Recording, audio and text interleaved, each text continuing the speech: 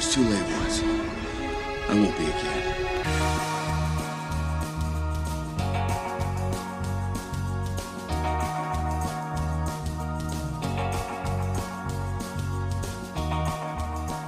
Hey everybody, how's it going? Welcome back. We're here with another episode of the Underrated Podcast. We are the Undercast Company, and today we're going to be talking about John Carter by Disney. Came out back in 2012. And as per usual, we are your hosts. I'm Alan Torres, and with me is Ariel Ortiz. Hello. And Derek McDuff. Hey everybody. So yeah, pretty much John Carter. Came out back in 2012. I think we had kind of previously mentioned before we started that I think it came out at the 100-year mark because it was a serial magazine, like a Pulp Fiction type of like Sherlock Holmes, H.P. Lovecraft kind of thing. Started with A Princess of Mars by Edgar Rice Burroughs, and then continue on with the series of the Barsoom kind of series of books and stories. It stars Taylor Kitsch, Lynn Collins, Mark Strong, and Willem Dafoe.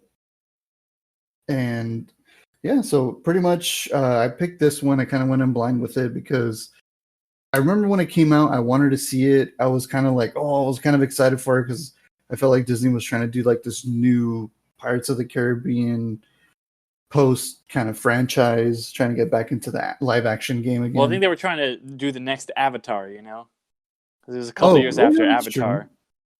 So they were like trying to make because this is long before Disney had the rights to Avatar, and they're like, well, we need our. Yeah, that's what I was about to say. Like this fell through, and then like we'll just buy Avatar kind of thing. Mm-hmm. I didn't even realize. I think it's like when Avatar came out, I just wasn't a fan. Like I kind of was like, I didn't even go see it. Like I think I didn't see it till like years later. Because Avatar for me, I was like, it looks okay. But like John Carter, I was like, all right, that looks pretty badass. Mm-hmm. And I thought it was like Disney's answer of like, well, there's all these comic book movies, so we're gonna do like our new franchise kind of thing. Mm-hmm. Mm-hmm. But yeah, so pretty much, like I said, I went in blind with this one, but I want to hear what you guys think first. I'll go first. I thought it was okay. I mean, I definitely see why it didn't pick up any momentum. It felt like going off of what you said, Alan, about like the Pirates of the Caribbean kind of feel. It felt like the more older ones in not really getting too much of a momentum to them, and it was kind of dragged on. I know when you came in right now, you said how slow it felt, and it did definitely feel very slow. The concept was pretty interesting, and I did enjoy that. I did enjoy like the whole thing of like it being astral projection or making a copy of yourself, essentially like telegraphing. And that's how he ended up on Mars. I wasn't expecting to see Judy Cortez as Edgar Rice Burroughs, at the beginning. Did you know that that's Judy Cortez from Spy Kids? Holy shit! Yeah. Yeah, that's Judy Cortez from Spy Kids. So that was pretty interesting to see him. Because of that, I kind of had gotten confused at the beginning because I didn't know that this was like after his his travels on Mars. So that was that kind of like I had like a brain fart at the beginning a bit. There are like 5 or 6 big openings, and yeah. I could see how that would be a little bit like whiplash. Yeah, and I really there's moments like in the movie where I really wish like they explained it a bit more, specifically his past with his wife and child, like why they were caught on fire. But now thinking about it, was it the Indians? Yeah, they got attacked by Apache, I think he said. Oh, okay. I want to say yeah, but yeah, it was an Indian raid, I think. Essentially, it was okay. I mean, Taylor Kitsch she's an okay actor. This was the 6-month sliver of time when like Taylor Kitsch was gonna be a thing. Like people were like, Taylor Kitsch is the next. Well, because he was coming off of Friday Night Lights. Yeah, he was coming off of Friday Night Lights and stuff, and that's like a critically acclaimed.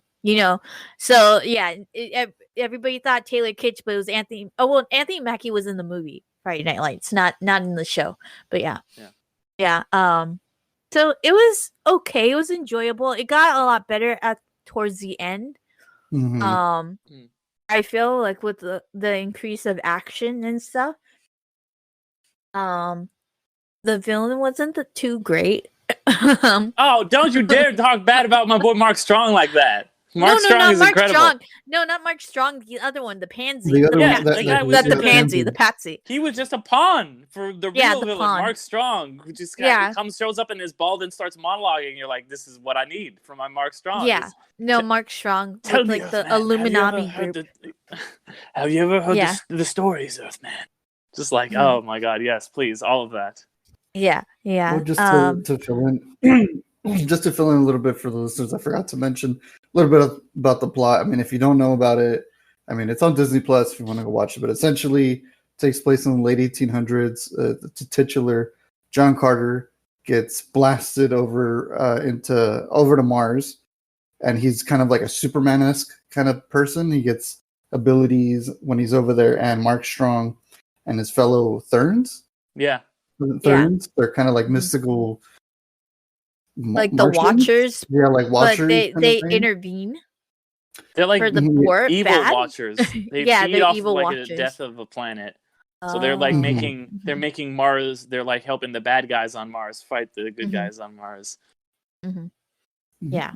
Well, there you go. All right, we'll continue. Ariel, sorry. No. I mean, it was definitely like I know that this is one of the movies that we kind of like was one of the catalysts for our podcast here. Just and then especially the concept of that we did a few months ago of big swings. And yeah, you definitely see this is a big swing. It wasn't the biggest of swings that we saw during that series. But you could see it, and I know the history behind it, and it kind of like being a gigantic flop for Disney. Kind of like, you know, like how the early 90s kind of live action movies were. And like I've said before in this podcast, with our Tomorrowland movie Big Swing, that it kind of sucks that like Disney's live action movies don't really hit the mark so much. Some are very deserving of the recognition, such as Tomorrowland, and other ones not so much, like this John Carter. But yeah, I mean, I really do wish that Disney can that people can engage at least on the ones that are deserving of it outside of the Pirates of the Caribbean and movie series is like that. But I wish that like more Tomorrowland and even more John Carters, because at least it's them trying do happen. So yeah.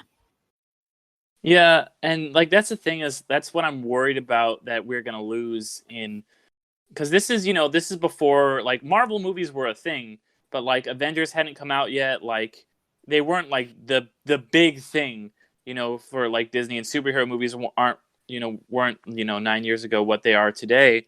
And so studios were still willing to take like these risks on these big swing movies, because especially just not very far removed from Avatar. They're like, okay, let's give this guy Andrew Stanton, just like they had done, just same thing with Tomorrowland. This director who made this really good Pixar movie, Andrew Stanton's case, he had made Finding Nemo and Up. They're like, let's give him like the keys to the kingdom, and he'll make this big fucking huge action movie based on this old novel written by the same guy who wrote Tarzan, and had just this big sprawling mythology, and was supposed to be this trilogy, which obviously didn't happen because this is one of the biggest box office bombs of all time. Like it ended up losing about $200 million, probably, they estimate. I'm really worried that we're not going to really get any big budget original movies like it. It's all going to be just adaptations, and as much as I love the MCU, like those are going to be the only games in town, is the MCU and Mission Impossibles and stuff like that. Those are all going to be the big budget movies, whereas you're not going to get your John Carters and your Tomorrowlands anymore. When especially post-pandemic when theaters start to come back and it only can be safe bets, I'm really worried that these type of movies will disappear, and anything like them is going to be, they'll still exist, but not with the budgets they do. They'll exist maybe on like the level of like a Starlight or something like that. Stardust, I mean, excuse me, or something like that. But for the movie itself, this is a movie like when I talked about the Big Swing series that Ariel brought up, like this is one I considered doing for my pick. I really do like John Carter. It's not a perfect movie, but it's a solid film that I bought the DVD when it came out, and it's a movie I've revisited every once in a while. I hadn't watched it in a couple of years until this podcast. Well, actually, I watched it for the Big Swing series because I was watching all those movies. But it's just kind of like what I wish Avatar had been, pretty much, where it's like this big sweeping space epic, but instead of being like this magical world where the plants are all amazing and just like, nature, it's just like this dying planet, and it's like, and Willem Dafoe is there and he's got it in his arms. He's like, Basum, Dota Sojax, you must fight for us. And just, I'm fucking so all about that, this like weird, ridiculous shit. One other thing that they didn't explain is how suddenly they could speak English. No, because he drank the... Yeah. No, he drank. They gave him the thing. They gave him the voice of Barsoom. Like, oh my gosh! Like, skip. I just that went over me. John, drink it. Like, yeah, because I watched the. Yeah, and it goes from like subtitles to like English. Because she's like, she says like something like, if you listen, you'll be able to hear it. So like, so that's how like they are able to kind of like start communicating with each other, which is always like an interesting thing, like to see like in movies, like how they do that, where it's like I remember I was watching like Road to El Dorado, and they just like straight up don't even address it. They're just like, yeah, whatever. They're just like all speaking Spanish now or whatever, like the Mayans and the Aztecs or whatever. And then like in Atlantis, they're like, oh, it's a root language, so they can all just. I'm like, that's not how linguistics works. Whatever, so. Like a little bit more, it's always kind of like a weird thing to get around, but I think they did a pretty good job with it in this movie. But yeah, I really did like it. It is like so just, if I'm going to see a movie that spends this amount of money, I'm really, liked the aesthetic of it a lot. I like the characterization of John Carter. It is a little bit, a little bit basic, but it is because it is based on something that came out in 1912, that a lot of stuff like Star Wars and Avatar, obviously, and everything else has been kind of based on the old John Carter, stories. So, and there is some like fridging stuff, but I actually do like John's kind of redemptive arc where at the beginning he just doesn't care and just is like, fuck it. Like, I hate the world. Like, I don't care about the Apaches or like the Union or like whatever. Like, he's just all done. And you get to see Brian. It's like, the randomness of Bryan Cranston. Yeah, Bryan Cranston. Like, there's a lot of like really good actors in this movie. I know. And I think while I was watching, I was literally like, how many like actors are actually in this? Like, because like I think it was when I heard William Dafoe's voice. I'm like, how many? Like, how did they get these? Yeah. Well, I mean, fucking the movie cost like $300 million. That's true. But yeah, I really like the performance, and the scene that really, really stuck out to me is the scene where he's fighting all the the four-armed green guys. I can't remember what they're called. Like the other tribe. Yeah. Yeah, they're called what? It's like these guys. I wasn't gonna call Rorocks, or I don't know. Tharks. It's like clan. Tharks. They're fighting the Tharks, the other Thark clan, and he's just like killing all of them. And you've got his like dog there, and it's kind of like flashing back to him burying his family, and it just really hit me. Like, especially I remember like back in like 2012 watching it in the theater, and just like him burying his family, and then flashing to that. It's kind of like just was really powerful because it's like, oh yeah, this is like when he lost all his hope and everything, and now he's like finally getting it back. He's finally found something worth fighting for that he actually cares about. And I really liked his journey. I think that Andrew Stanton is really funny. Like it's never like, it's not like jokes like in a Judd Apatow movie or something where it's like this stuff, but it'll be something like when she sees like the Mark Strong copy of herself and she's like, I'm getting away, like stuff like that. Like, oh yeah, that cracked me up. But yeah, just like really cool world building. Like, you know, I'm a sucker obviously for the big swing movies, which is why I was like, I convinced everybody to do a whole series on them.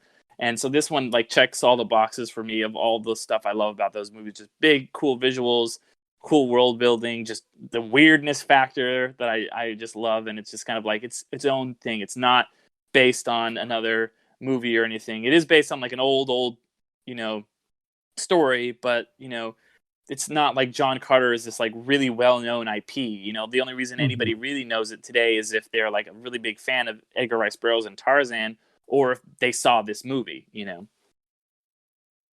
Mhm. But Alan, Yeah, I'm definitely. curious, what did you think? Because this was your pick technically. I want to know what you thought about it. I dug it, man. Me too, dude. I'm a sucker for big swing movies. I'm except for Avatar, fuck that one. But like, It's not a big I'm swing. It's not weird enough.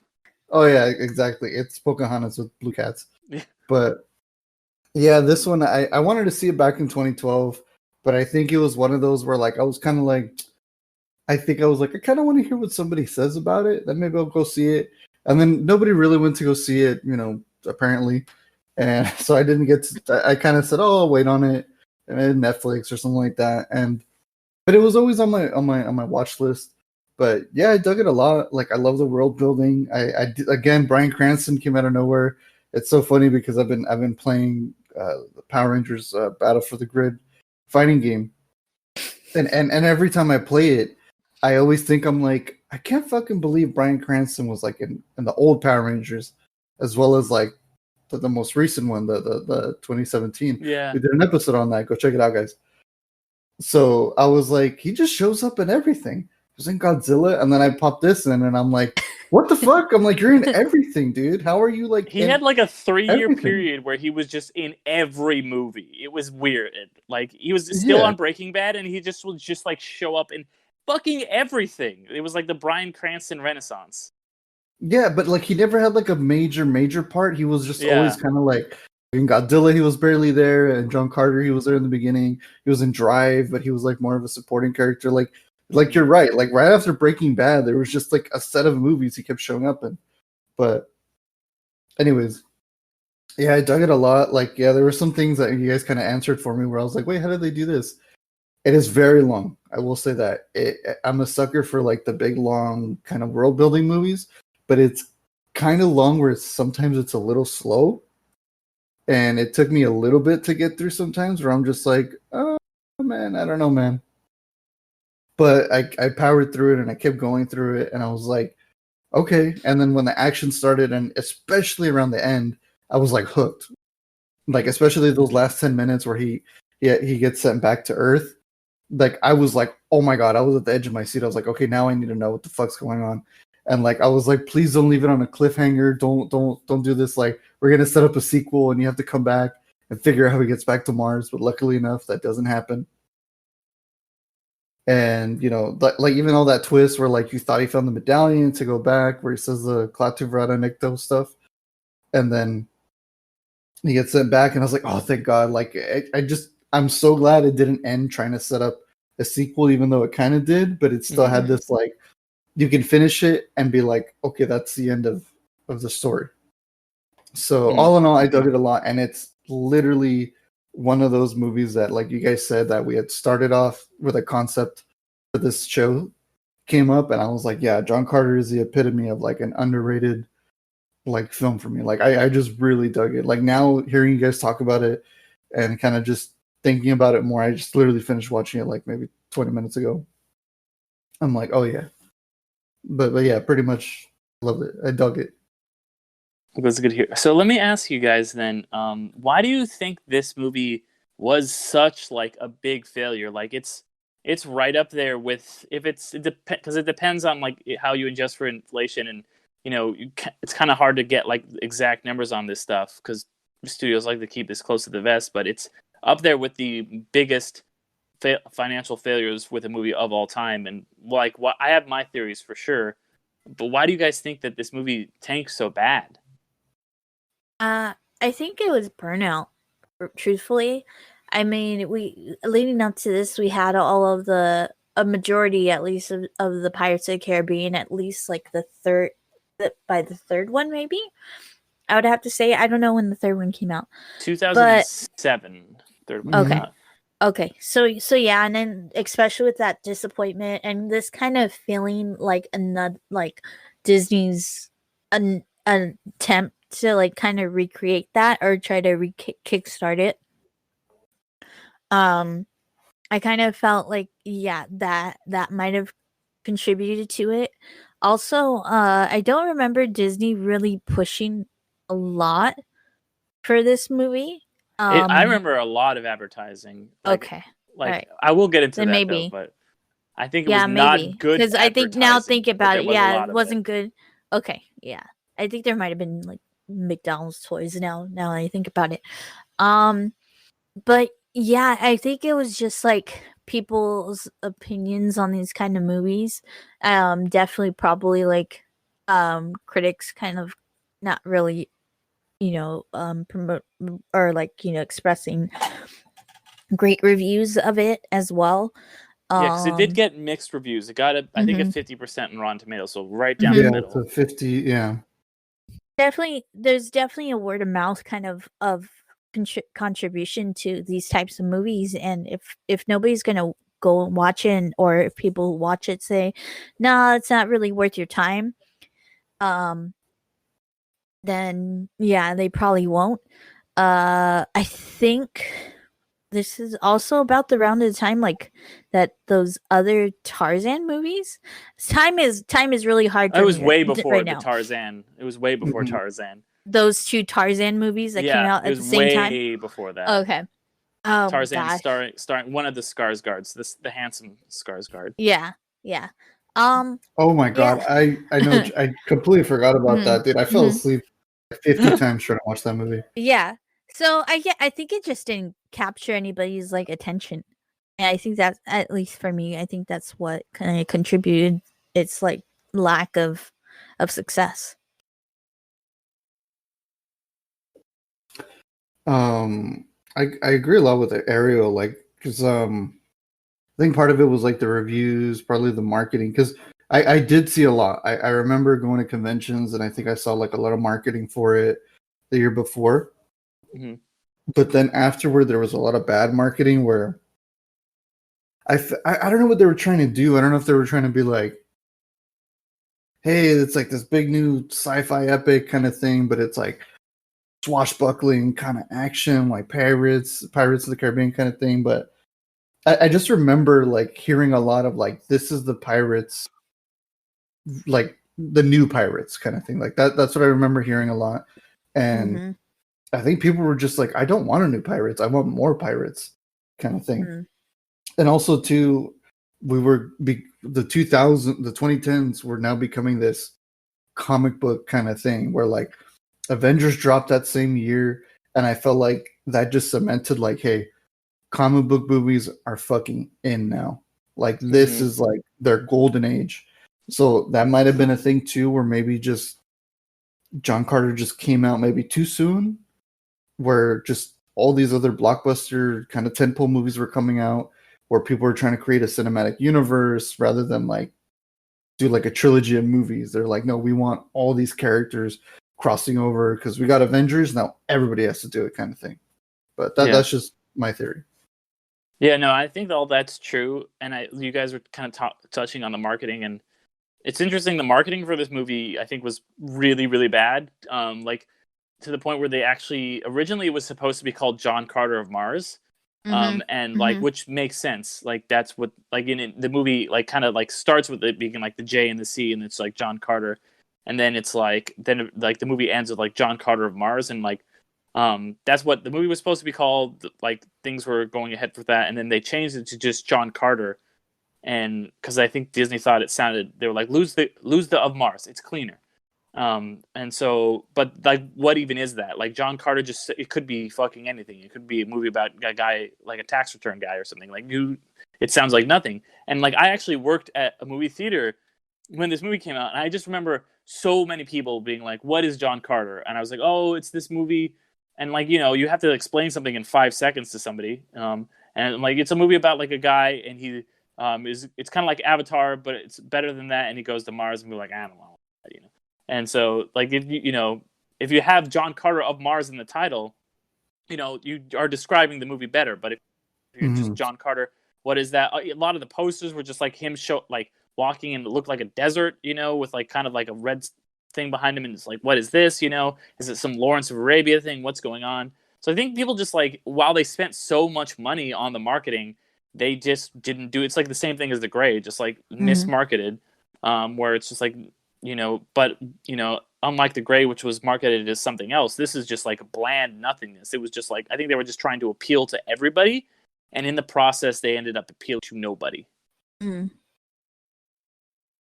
And then, obviously, I think a lot of the same problems that you run into with a lot of these big swings is just these big, overambitious, passion projects, because, Stanton had put in the time with his 2 Pixar movies, and he obviously, this is the movie he wanted to make. This is his film. He wanted to make a trilogy.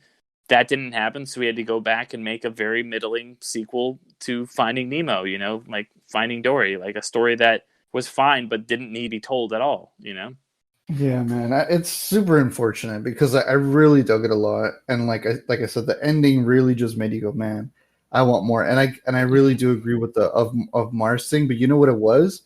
At the same time, around that era, there was a lot of movies, and they're still kind of doing it now, where they're just kind of going, hey, maybe we're gonna do a remake, or we're gonna do a reboot, or we're gonna continue on a series of movies. I know it happened a lot with like horror movies where, like the Texas Chainsaw Massacre. I think there was a movie that came out at the time where they just called it Texas Chainsaw.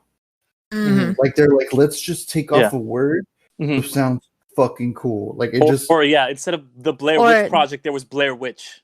Remember that? Yeah. Oh my god. Yeah. There you go.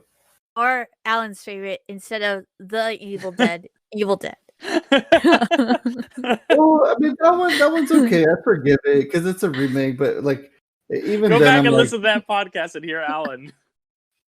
Alan's just like I mean, now I'm kind of like okay with it. I'm like, now everyone knows it. Like, because even with the original Evil Dead, everybody's like, Evil Dead '84, Evil Dead 2013. All right, like there's that Saw movie coming out. Spiral. Yeah. Well, it is supposed to be a different copycat. It's not. I don't know. I won't go into it. It's not Jigsaw, but it's still like in the universe. So they're like, we're gonna call it Spiral. Yeah, and then lose the. It's cleaner. Like, what's another? I know there's one more that like I legit like when they announced it, I was like, get the fuck out, man. I remember like the one of the Fast and the Furious sequels is just called Fast and Furious. Oh, there you go. Fast and Furious, and Furious. Not the Fast and Furious and the Furious, yeah. Those are the most confusingly fucking named movies ever in the world. Like, there's it's just called F9 now. Yeah, this one's just called fucking F9. Yeah. F9, F10, Fast and Furious in space. Some of them are just called like Fast, like Fast something, Fast and some of them are just called like Furious something, and it's just like, okay. Like I get it, they can't make so many titles, but I'm like, why not just go Fast and Furious 6, Fast and Furious 7? Like, I don't think anyone's gonna be that upset, but they're like, it's the marketing team. They're like, how does it just sound fucking cool? That's why Fast and Furious Tokyo Drift is like a lot of people's favorites, because it's like nobody likes that movie. No, what? No, dude, I love that movie. That movie's the shit. I fucking love that. Named one though is Too Fast, Too Furious. Like, that's the dumbest shit I've ever heard. That's a pretty badass name. I'm not gonna lie. Like when they even when they saw the first one and they're like, they're gonna make a sequel, I was like, it better be called like Too Fast, Too Furious or some shit. Like the Fast and the Too Furious. When they like title like sequels as like a 2, like Journey 2, The Mysterious Island. Or like Electric, or was it Breakin' 2 Electric Boogaloo? Mm-hmm. Oh my gosh, yeah. No, and then dang it, I just had one that was like No, the best sequel title of all time is? It's Mamma Mia, Here We Go Again. That's fucking perfect. Yeah. My favorite is the ones that they use for the third one. Where back then they would just be like Scream 3 or something, but now they're just like what movie is it? There's a movie that has like a third one that has like a third, but there's an E in the name. Mhm. So instead Yeah. of calling it like, the first one was like Scream 1, Scream 2, and then Scream 3 comes out, but instead of calling it Scream 3 or something, they replace the E with a Yes, 3 and yes. they're like, it's Yeah. Like num Scream. figures. Yeah. Yeah, but they don't call it Scream 3, they just call it Scream because the E should tell you Mhm. enough. And I'm like, that's Mhm. fucking confusing. Right? That's why, Yeah. if John Carter would have got its sequels, it would have been John and then Carter, but the E before the R would have just been a 3, like a backwards 3. What we could have had. What we could have had. What you could have had. This is leading into us like our announcement of our next series of podcasts, right? Our next series of of sequels, yeah. Yeah, So that's we have kind of little hint. So we'll give you guys we'll let you guys know right here. Just we are going to be talking about some sequel movies this summer, so stay tuned for that. Mm-hmm. It's Alan's brainchild, and I'm very excited for it. I'm excited for it too, man. I love sequels, especially stupid titles like those. Like, so I can't wait. Too Fast, Too Furious is going to be in there. No, it's not. No, it's not. But anyways, yeah, man. I'm it's like killing me that I can't remember what movie that is with the 3 in it. Like, it's literally just said the same fucking way. Yeah. Oh, I mean, I guess like there's the Suicide Squad coming out. Like, what are we, some kind of the Suicide Squad? But yeah. I wonder. Yeah, I wonder. But yeah. Any final words for do you guys recommend this movie then? I mean, it's on Disney Plus, so it pretty much. I mean, if you got Disney Plus, you can watch it. Yeah, I recommend it. I recommend it in the end. I mean, it is long, so just be in it for that. Like and you could definitely like, if you want to zone out for a little bit, you could zone out for a little bit, not miss it too much. You might just miss why are they all talking English, but then don't even. Me worry too. about it. I know. Yeah, that's why. Don't worry about it. It just works. I went along with it. I'm like, yeah, okay, they understand each other now. But yeah, I mean, it the action is very enjoyable. It's pretty enjoyable. That's how I'll describe it. It's a pretty enjoyable movie. Yeah. Mm-hmm. No, it's a good time. This is like the ultimate. Just like, yeah, let's watch something fun and watch something good that's going to entertain you for 2.5 hours. So yeah, it is really 2.5 hours. Yeah. Oh my god. No, I think it was like maybe like 2 hours. Let me take a look. Let me take a look. Yeah, I think it was like 2 hours and 15 minutes, but definitely I would check it out, especially since if you're kind of like, you know what, I want to see something space opera-y, I guess, but it's not necessarily Star Wars. But and also too, if you're just like, you know what, I kind of want to watch something in preparation for Dune. Maybe I'll give John Carter a watch because I feel like it has that same deserty space feel. So at least you can be like, watch some John Carter.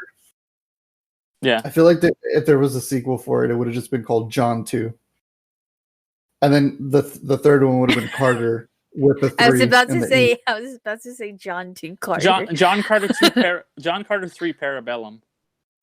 Yeah, and then John Carter 4 of Mars. Yeah. Like John Carter, of Mars. Bullshit. And then the 5th one would have been like John Carter Resurrection. Or Back to Earth. Yeah. Back to what's it? Not Barsoom. What do they call Earth in this movie? I think it was like Jasum. Jasum. Oh, Jasum. Yeah, they're all Jasum. Jasum. Yeah, everything ends in a soom.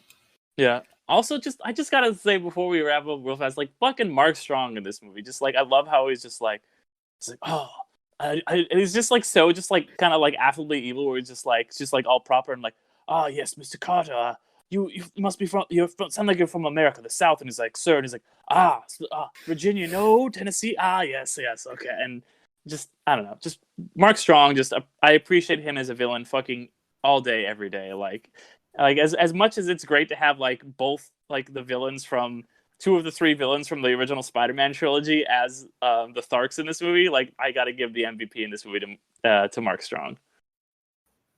Let's see. What? Okay, yeah, Wait, Willem what? Who out of Dafoe. the three? What do you Yeah, mean? Yeah, you William got Thomas Dafoe. Hayden Church is like the other Yeah, guy. Willem Dafoe. Uh-huh. You got Willem Dafoe and Thomas Hayden Church is the Thark who The like one- takes over yeah. and is just like, I have challenged. No way. Yeah, And then That what's guy the has third? such a like a Two of the unique three. voice. just two of the Oh, I'm three. two of the surprised I three. didn't Okay. catch it. Yeah, all we were missing was Mhm. Alfred Molina. I know. Alfred Molina could have totally just been another like alien, or I'm sorry, Martian. Thrak, Thark, Thark. Yeah. Mhm. Thark. like- He could have just yeah. I've only got half as many arms now. Ah, I was kind of hoping to see one that just looked like Goro from like Mortal Kombat. He just had like the one ponytail just sticking out, like just in the background. It didn't have to be like a main guy, just to be like just this An Easter overly egg? buff like like an Easter egg of just there's all the Tharks, and then just see one with like the Mortal Kombat dragon on his belt or something with a ponytail, and he's just like just like flexing, and you're just like, fuck is that over there, dude? I think that's Goro. One more moment I just want to point out that is just like such a fucking great moment is when like after John Carter kills like the white apes and stuff, and he's like, I challenge, and Thomas Hayden Church is just like, all right, we're gonna fucking fight now, and you're like, And he all right. jumps up. And it's like, I just saw this guy kill like 80 Tharks, and now they're gonna give me this big battle where one is supposed to be a threat, and it's like, no, he just cuts his head off without even Yeah. like I barely actually batting an really eyelash. dug that. That was so fucking great. Did you see his head? Just I really dug that a lot because because me and my girlfriend were expecting the same. Mhm. Like I was kind of thinking, like, dude, this guy just killed like 2 giant white apes, and like this guy's gonna be like, okay, and he was already making excuses like, well, you can't do it because you're not a Thark, and then they're like, no excuses, fuck that. Mhm. And I was like, I really hope he just like stabs him midair. No, he cuts his head off, and then I like how there's like gore Mhm. for a PG-13 movie, a Disney movie at that, but Mhm. it's all completely excused because it's blue blood. Yep. Yeah. It's this trick they did in Ocarina of Time where they made Ganon's like after like the original batch, they made Ganon's blood like green so that they wouldn't get a T rating. So yeah, they're like, yeah, okay, it's cool. We can have a lot of gore. It's blue blood. It's fantasy blood, so you're good. Yeah, exactly. If it's fantasy blood, it's good. Same thing with like Samurai Jack way back in the day. If anybody's ever, damn, it's probably been a long time since it came out. But Samurai Jack, their way of getting around the gore is supposed to be like this samurai Akira Kurosawa kind of like animated show or Cartoon Network, but like they wanted to make it gory, but they were like, how can we do that? Robots, and when they cut the robots apart, just oil. So oil, just like they cut their fucking head off, and it's like. They're like, it's okay. It's robot blood. Oil, I'm sorry. It's oil. Yeah. Yeah, but I think we are all agreed. Just if you need to get around the gore, just make it blue, green, oil. Yeah, but yeah, everybody out there, I would say, set some time aside because this is not a movie where you could just like quickly watch it, but set some time aside when you got like a day, you're not doing much, and just throw it on. It's a fun, great film, especially if you like these kind of big action adventure type movies. Yeah, definitely.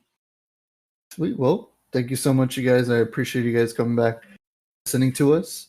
And of course, we have other shows, and I want you guys to go ahead and check it out. It's anywhere you find your podcasts at.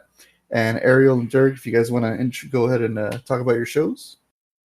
Yeah, so I have one called You've Never Seen. It's a monthly podcast where we cover movies that are considered a staple of cinema history or pop culture history, where I or somebody else has never seen a movie that fits that description, and we introduce each other to it and get our impressions and reactions after our first viewing of it.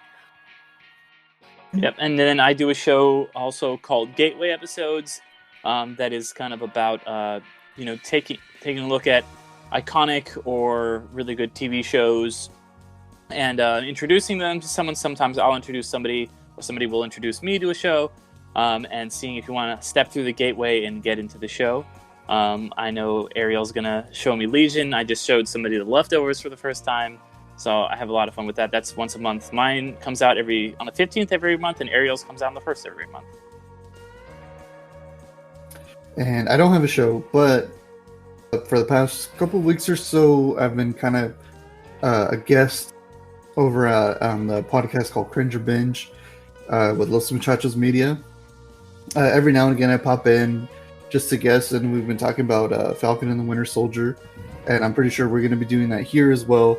That one was kind of just every other week. We kind of talked about it a little bit, but I know here with us on our cast company, I'm pretty sure we're going to be doing on our once in a while podcast called Infinity Stones and Dragon Bones. Yeah.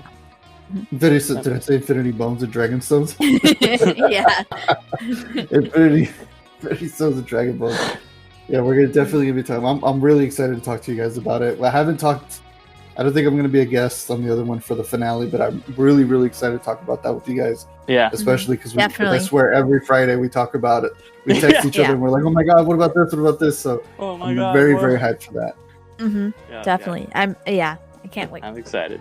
And also, guys, if you want to, if you got $1 that you don't know what to do with every month, we got a Patreon, so it's only $1 to sign up. So just patreon.com/undercastcompany. If you guys are interested at all, we got a bonus podcast there. So when some more people sign up, we do new episodes. So yeah. Sweet. Thank you so much, everybody. Appreciate you guys listening. Please listen to all of this stuff. Please, we always love to hear from you guys. So, comment on Instagram, Twitter, whatever you guys need. Please, we love to hear from you guys. Bye. Thanks for being amazing. See you in another life. Take it easy, y'all.